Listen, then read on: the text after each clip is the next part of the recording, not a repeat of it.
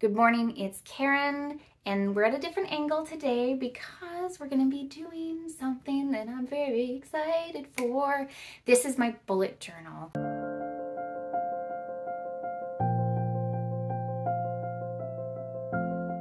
This is the end of November, so this is going to be my 2023 spreads, and most of them are filled in, so it's visually really nice to look at. Let's have a look. Welcome to my reading bullet journal. I've been doing a bullet journal for my reading for 6 years. Wow, okay, 6 years. Honestly, it's just been trial and error, finding what spreads I like, watching so many videos, subscribing to all the hashtags, and just literally getting inspired by other people, as well as finding out what works for me. So I'm just gonna walk you through all my different spreads that have been working this year for me. This first page, this is my, I call it the reading record. It is literally just a year spread of every single month. And then I color all of the days in which I finish a book. I haven't figured out a system for if I finish 2 books in one day, but I kind of started doing this because I thought it might show me a pattern. But as you can see, it's kind of all over the place. There's no like, I always finish on a Tuesday. It's literally, I just finish whenever. So it just looks pretty and I'm okay with that. Now, these spreads have changed over the years and I tweak them and I change them depending on my mood. I really like what I've been doing for the past 2 years, so I've kind of stuck to it. As you can see, I've got my reading goals. This is sort of my small-ish kind of page. It used to be a 2-page spread, but since I've had kids, I've had to put in some realistic goals. So as you can see, I've got my top 10, which I'm almost completed, except for this Fall of Dragons that is just, we're not even gonna talk about this one. But I also added in books that I might want to reread. So as you can see, I've got some rereads already filled out. I had some 5-star predictions. I'm not very good at predicting my 5 stars. So the 2 that have the pink on them were 5 stars. So that was Tomorrow and Tomorrow, Tomorrow, and Justice of Kings. And then the other ones were not 5 stars. You're going to see that I basically just create this journal to color in bubbles because I need hits of dopamine, and the dopamine hit comes when I color in a bubble. So here's my bubble that I color in. These are the page numbers. And for every 1,000 pages I read, I color in a square. And at the end of it, I get a nice piece of artwork. My goal this year was to read 25,000 pages. As you can see, I'm very close. I've only got 4,000 left to read. And we're at the end of November, so I could potentially reach my goal. We'll see. And then this is just like one of those line charts that just shows you like, oh, what was my page count for 2021? As you can see, I had a ridiculous spike up to 5,000, most I've ever read. And then 2022 is like that middle one. And then 2023 is the beautiful magenta. And I started doing this because, again, I wanted to track and see which months I read the most in. And at this point, it looks like June. June is my month that I read the most, which is actually kind of surprising because June is when haying season starts at the farm. So I'm not quite sure why that's the case. So I like to kind of squish all my things in together because I like a full page. And this year I wanted to decorate easily, so I just went with stickers and washi tape, and then most of the decorating literally is just the colors that I choose. And here I have my stats, and this tells me all of the star ratings that I've been doing, as well as the format, and you can kind of see, like just at a glance, the number of audio and ebooks that I have comparatively to my physical. This little beautiful trail that I made here with these lovely little foxes. This is the book trail. This was inspired by another booktuber. She would do a book trail. I'll put her name on the screen because I'm blanking right now. But what she would do is she had challenges for herself, and every time she completed a challenge, she got to add another step on her trail. And so as you can see up here, these were all of my things that I had to go for. I literally just went for everything so that I could color in as many bubbles as I wanted. So I had, oh, if I read one of my top 10s, oh, I gotta have, like, you can see the orange color there. I've got rereads, finish a series, a 5-star prediction. Doesn't have to be a 5-star result, but a 5-star prediction. An owned book, a nonfiction book, continue a series, start a series, a bucket book, a buddy or a book club read, and any pages over 500 pages. Again, this is my dopamine page. This is, I get to fill in all the bubbles. And as you can see, I'm right at the end here. I think I wanted to reward myself with a shopping spree for different books, which I probably would have done anyway. So it just, again, it's that dopamine hit. I colored in the bubbles. I think that's really what it's all about. It's not really about reaching the end, but it is satisfying to reach the end. This is something that I've done since probably 2011. I used to have it on my wall like a graph paper, and then I discovered bullet journaling and I transferred it here. This is just a bar graph of each book that I've read and how many pages. So it just kind of gives you a very visual look at my reading. We've got the number book along the bottom here. So we've got 5, 10, 15, 20.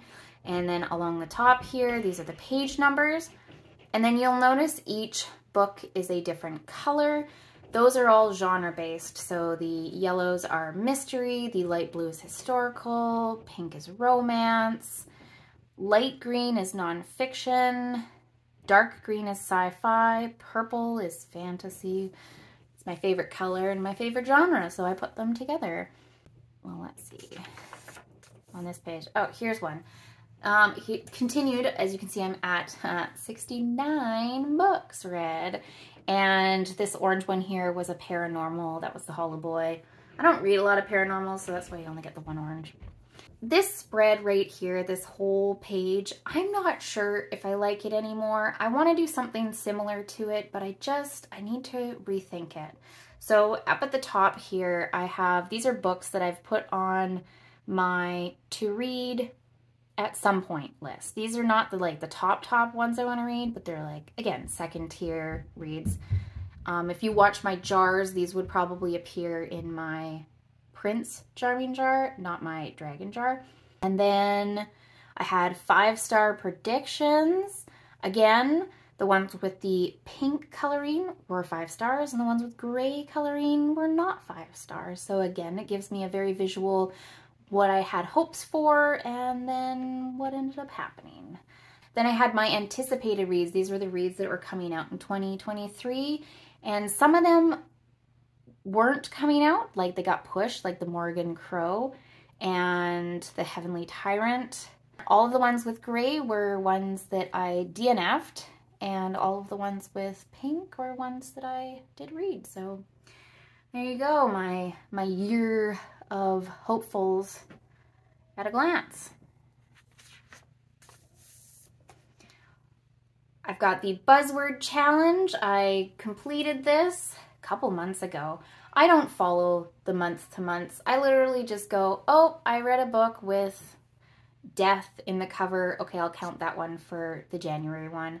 I go out of order. I can't be bothered to do them in the month that they're for. And I don't think a lot of people do. And this, I think that's okay. This was a new spread for me, these pixels. I saw some other people do it and I really liked how it looked.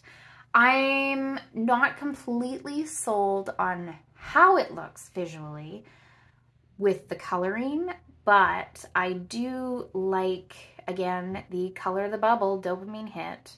On this side, I had publication date, so this would give me a glance at, like, I mean, you can see those light blues, those 2022 releases. I've read a lot of them.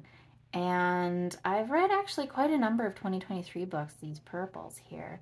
So it's kind of cool to see what years I'm reading from. Then I have the genre: fantasy, mystery, nonfiction, horror, romance, sci-fi, paranormal, history, classic, contemporary. I think my only thing that I probably would change was that classic and mystery are so close in color just that orangey yellow and just regular yellow. It didn't offer enough of a hue change, and I think it just kind of, they blended into each other. You can't really tell. Then down here I tried to do a little bit of a bracket. Just like threw that in there at the last moment. That's why it's so squished. Tomorrow and Tomorrow and Tomorrow was one of my top reads at the beginning of the year. I clearly haven't decided between Greenwood and Sea and Summer because they were both amazing. And I don't know how I can choose. And then my last bracket looks like it's going to be between The Last Heir of Blackwood Library. And I haven't had one for November or December yet, so we'll see who's going to be that last one.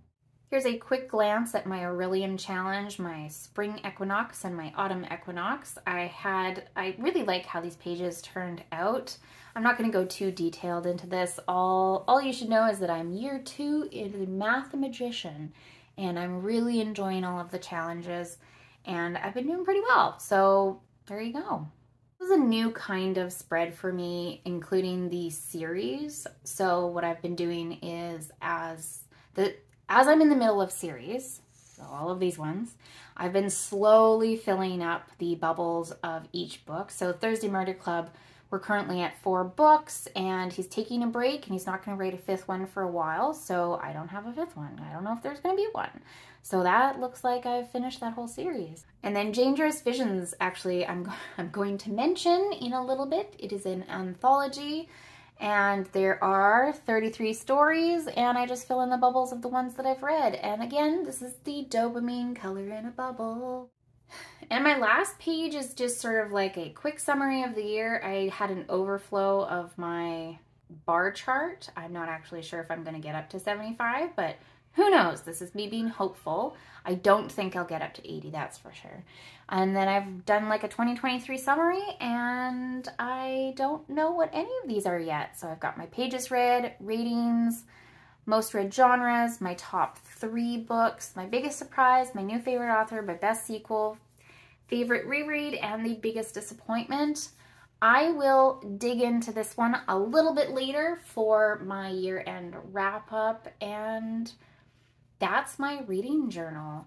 I've really enjoyed doing it this year. I've had to scale back what I've done before. I'll give you a quick peek at what I used to do before I had kids, and I've had to really readjust my expectations for bullet journaling, but I still love doing this, and this is something that I'm definitely going to continue next year.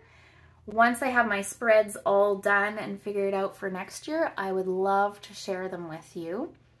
My name is Karen. I'm the book Libronaut. I love exploring all types of books and putting them in a journal. Thank you so much for watching, and we'll see you again soon. Goodbye.